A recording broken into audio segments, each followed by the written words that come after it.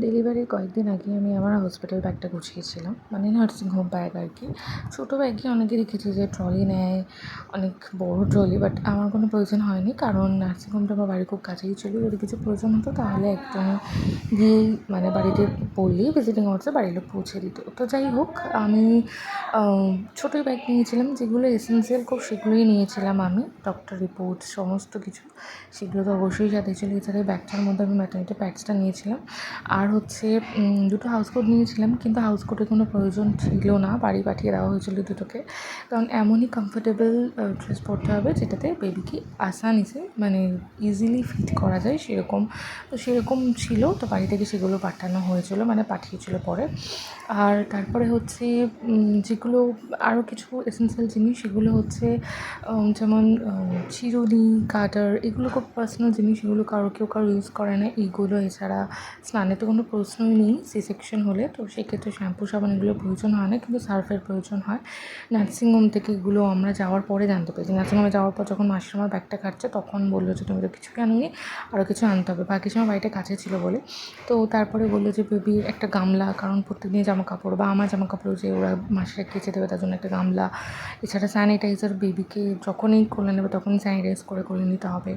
তারপরে হচ্ছে খাবার যে ব্যাপারটা, ক্যান্টিনে তো থালা দেয়, কিন্তু চামচ, গ্লাস আর বাটি, এই তিনটে জিনিস বাড়ি থেকে পাঠিয়েছিল। এগুলো সব পার্সোনালি খেতে পছন্দ করে, কেউ কাটা না, তাই জন্য এইগুলো নার্সিংহোমে যাওয়ার পর মাসিরা বলেছিল এগুলো কিন্তু লাগবে। আর হচ্ছে যেটা মেন ইম্পর্টেন্ট জিনিস, সেটা হচ্ছে সুতির পুরোনো কাপড়। বেবির কাপড় আমি আগে থেকে কিনে নিই। আর সুতির কাপড় হচ্ছে আমাকে রিমি বলে দিয়েছিল যে আমার একদম প্রেগনেন্সির সময়, মানে অনেক আগে আর বন্ধু আমার রিমি, তবুও মানে হচ্ছে প্রেগনেন্সির সমস্ত কিছু সাজেশন আমি রিমির কাছ থেকে নিয়েছি। রিমাকে বলছিল একটা সুতির কাপড় নিবি, তো আমি একটাই নিয়ে গেছিলাম। এটা দেখার পর মাসরা বলেছিল আরও 4টে লাগবে। আরও 4টে লাগার কারণ হচ্ছে বেবি হওয়ার পর মানে বাইরের কোনো কাপড় কাচা ধোয়া হলেও ওরা ইউজ করতে দেয় না, তাই জন্য এই পুরনো সুতির কাপড়কেই ওই মাসিরা কেটে কেটে বেবির ক্লথ তৈরি করে।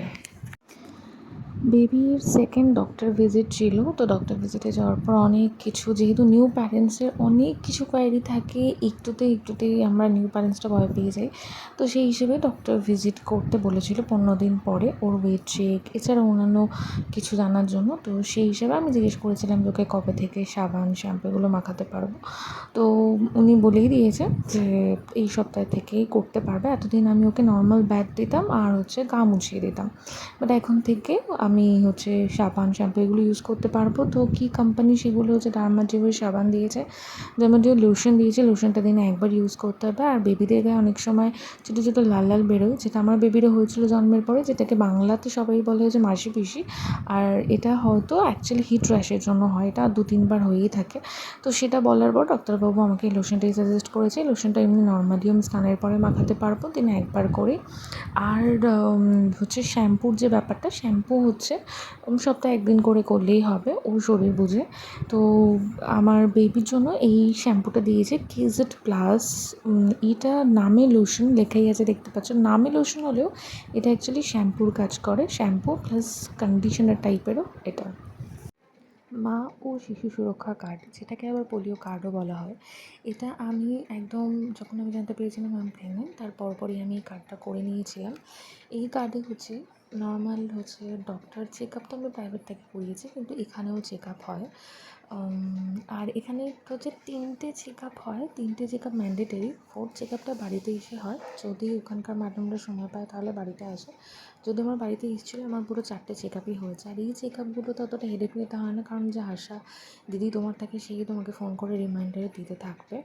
তো আমার বাড়ির কাছে সেন্টার ছিল, আবার বাড়ির সামনে ক্লাবেও মাঝে মাঝে আসতো। তো এখানে যত ধরনের রিপোর্ট, এরা এখানে প্রেশার চেক করে, গ্লুকোজ, আরও অনেক কিছু টেস্ট করে, সেগুলোই ওরা এখানে তোলে। এছাড়া প্রাইভেটে যা যা টেস্ট করানো হয় সেখান থেকে ওরা এখানে সমস্ত কিছু তোলে, হিমোগ্লোবিন আর রক্ত কী গ্রুপ সেগুলো তোলে। এছাড়া এই কার্ডে প্রচুর কিছু আছে, আমি সেরকম ভালো করে কোনো দিনও খুলে পড়িনি, অনেক কিছু লেখা আছে, অনেক কিছু।